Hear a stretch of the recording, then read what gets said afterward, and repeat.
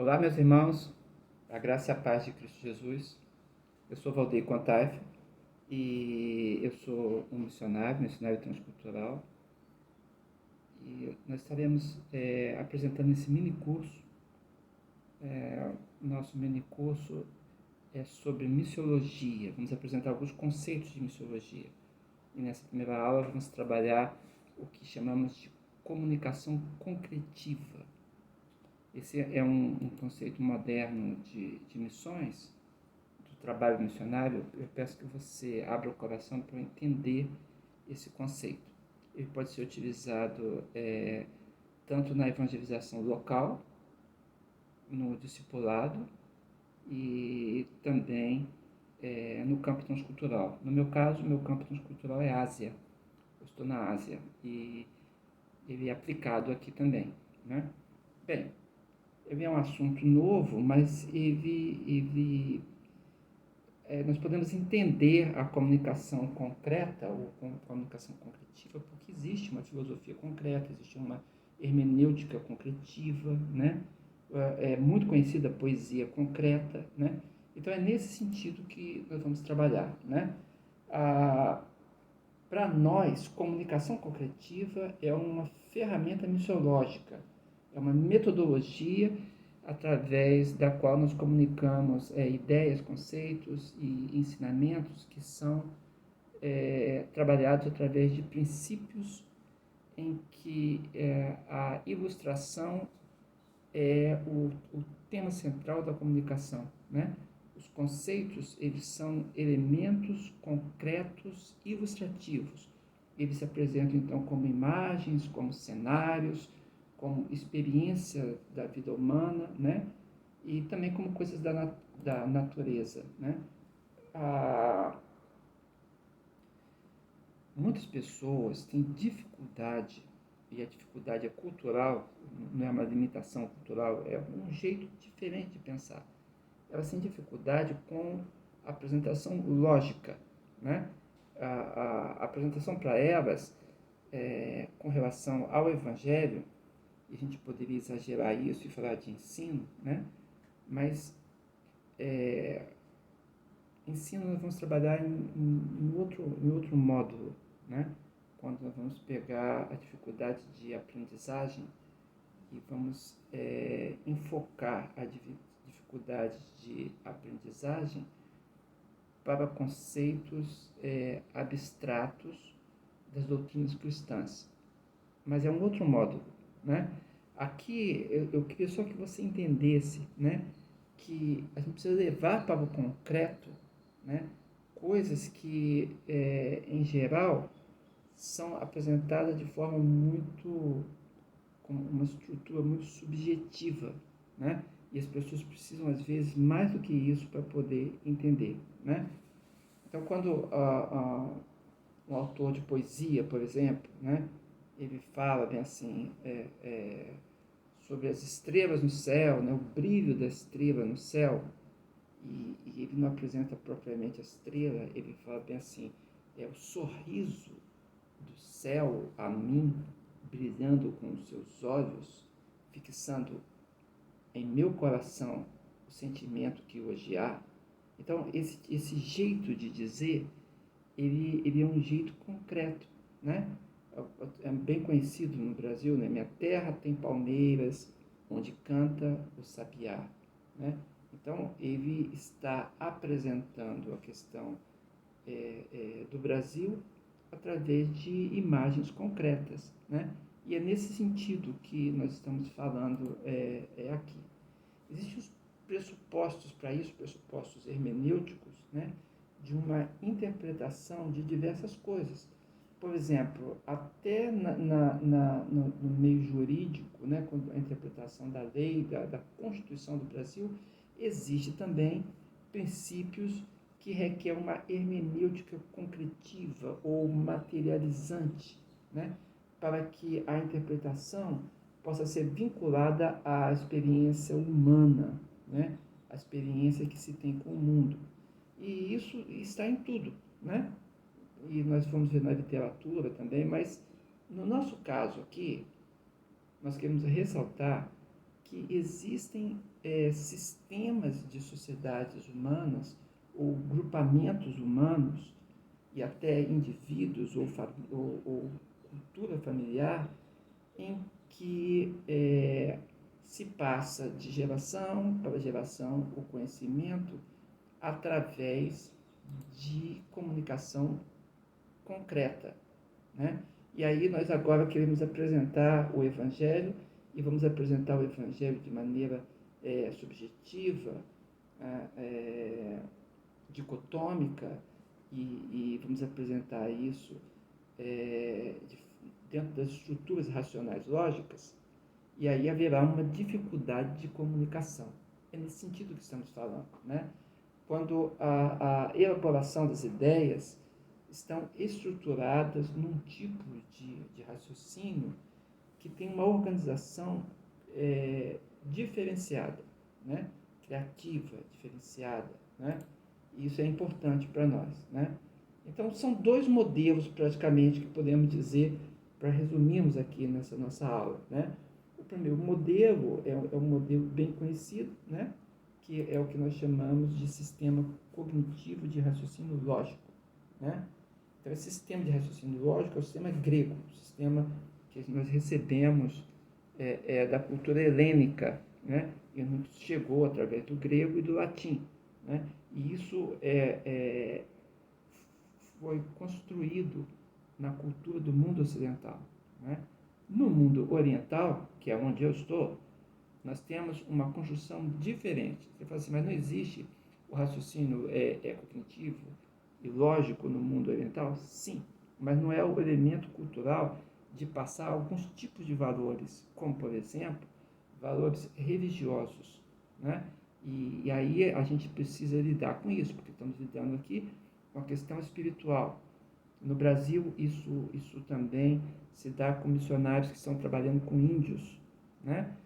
Nas áreas indígenas, e que muitas culturas indígenas trabalham o seu raciocínio através de um raciocínio relacional concreto e não através de um raciocínio formal lógico, né?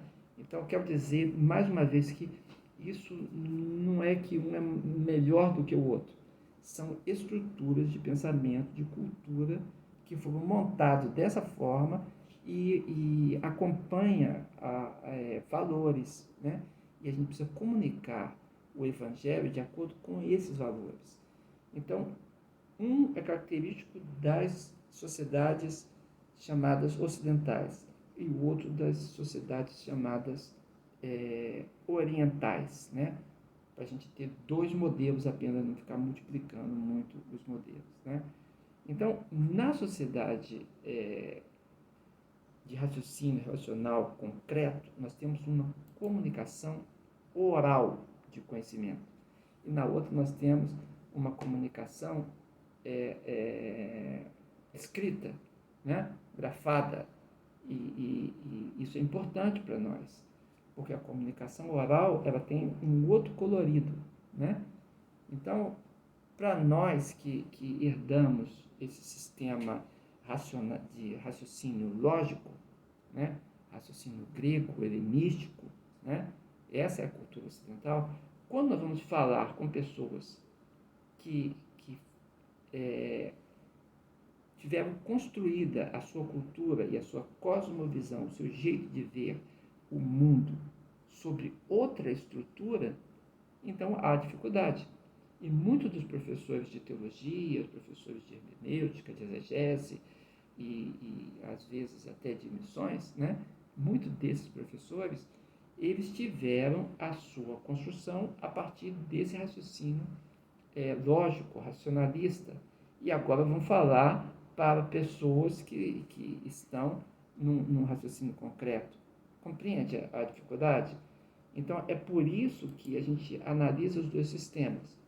No raciocínio lógico, nós conhecemos um sistema chamado sistema linear, sistema de raciocínio linear. Às vezes, alguns chamam também de sistema aristotélico, né, por causa da cultura grega. Mas vamos pensar no raciocínio lógico e no raciocínio linear. Então, o que nós temos nesse raciocínio? Nós temos uma estrutura iniciando pelas ideias. O mundo da ideia, né, o mundo das ideias de Platão, por exemplo, né, é bem típico desse raciocínio. Né? Você começa pelas ideias, ao invés de você começar pelas coisas. Né? Então, Platão vai pensar bem assim: bem, o mundo do que a gente vê é um mundo de sombras, mas qual é a ideia original, ou a ideia pura, né? Quando nós prescrutarmos diretamente o bem, que para ele, na alegoria da caverna, será o sol, né? Então, mas esse tipo de raciocínio que se inicia pelas ideias, ele vai construir com bases de ideias sempre. Então, é ideia sobre ideia, né? Lógica sobre lógica, né? E a gente, para depois que chegar à construção conceitual, é que vai tentar fazer uma curva para levar para a questão prática. E no outro raciocínio, nós já entramos na questão prática de uma vez. Então, o raciocínio lógico, ele funciona fazendo uma classificação de assuntos. Né? Por exemplo, dentro do nosso mundo evangélico, mundo cristão, nós encontramos a teologia sistemática. Então, a teologia sistemática é um bom exemplo disso, né? Porque a gente quer sistematizar o raciocínio. Né? Isso é bom? É bom, em determinadas instâncias ele funciona, né? Mas quando nós vamos tratar da evangelização, daquilo que a gente chama de evangelização discipuladora, que é um dos nossos temas de missiologia, quando falarmos da evangelização discipuladora, nós estamos falando não de passarmos conceito, mas passarmos vida, que alguns gostam de usar uma máxima, falar assim, vida na vida, né?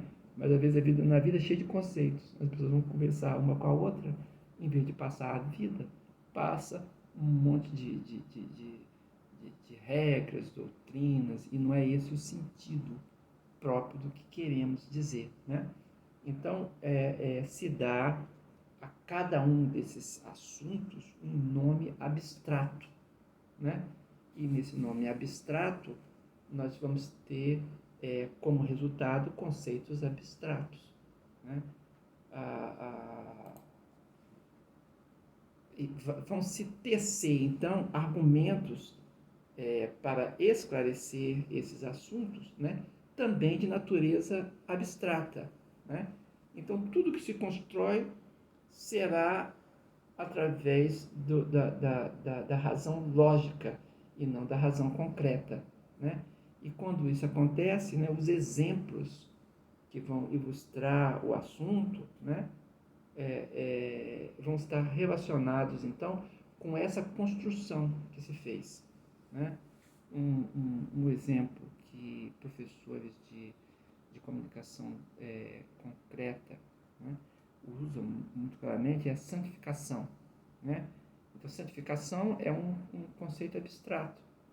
É claro que poderíamos começar falando sobre coisas puras e impuras, sobre coisas certas e coisas erradas, né? Sobre acertar o alvo ou errar o alvo. E aí nós teríamos, então, coisas concretas. Mas se a gente começa a falar sobre santificação, tem que explicar o que é santificação. E aí nós vamos falar, a santificação tem a ver com a separação do mundo, das coisas que são mundanas. Aí temos um outro raciocínio abstrato, né? O que são coisas mundanas. Né? Então, nós vamos sempre estar colocando, envolvendo raciocínios abstratos sobre raciocínios abstratos, e até os exemplos ficam abstratos. Para um tipo de cultura pode ser muito bom, né? Mas para outra traz muita dificuldade. Né? Então, depois, só ao final, é que se aplica os conceitos e os exemplos relacionados à vida, né? Que é uma curva. Né? Então, no decorrer da história, o pensamento lógico passou a caracterizar o modo de raciocínio da sociedade ocidental a partir dessa influência do mundo clássico, né? E o nosso sistema educacional, né, desde o início da educação até os níveis mais elevados da academia e de pós-graduação, né, nós vamos encontrar, então, todo esse raciocínio baseado nesse sistema de raciocínio formal, lógico, né? E acontecendo com o mesmo a mesma montagem de sistema, uma montagem sistemática, é que os currículos são feitos assim. E também nos seminários, né, nas faculdades, e aí nos cursos doutrinários das igrejas, né? E nós estamos apresentando aqui, então, nessa primeira aula, né, que existe um raciocínio chamado relacional concreto. Esse raciocínio relacional completo, ele tem como principal característica tratar os assuntos com base nos elementos concretos. O elemento pode ser o acontecimento, mesmo que o acontecimento não seja real, seja um acontecimento fictício, né? Ele está lidando com algo concreto, com um acontecimento, né? Envolvendo pessoas concretas, né? Envolvendo histórias, envolvendo, como Jesus usava, né? Falar sobre plantação, sobre a semente. O semeador saiu a semear. É uma experiência concreta. E a sociedade daquela época sabia o que significava o semeador sair a semear e o tipo de colheita que ele terá a partir da sua semeadura, né? Então, o elemento pode se envolver assim, né? Algum elemento pode ser da natureza, o outro pode ser da experiência da vida, né? Por exemplo, a respeito da correção de vida, da dignidade, né? Da honra, né? Então, o raciocínio relacional concreto funciona conhecendo-se os assuntos pela vivência, né? Com os mesmos que nós temos na experiência humana, né? Então, vamos falar da dor, do sofrimento, do nascimento, da vida, da morte, do crescimento, da colheita, né? Do juízo, do que é bom, do que é mal. Então, isso é bem direto, né? E eu quero que você fique com esses conceitos e nós vamos continuar trabalhando, então, na próxima aula, como se dá propriamente o relacionamento concreto comparando com os textos bíblicos. Obrigado, sigamos nessa aula.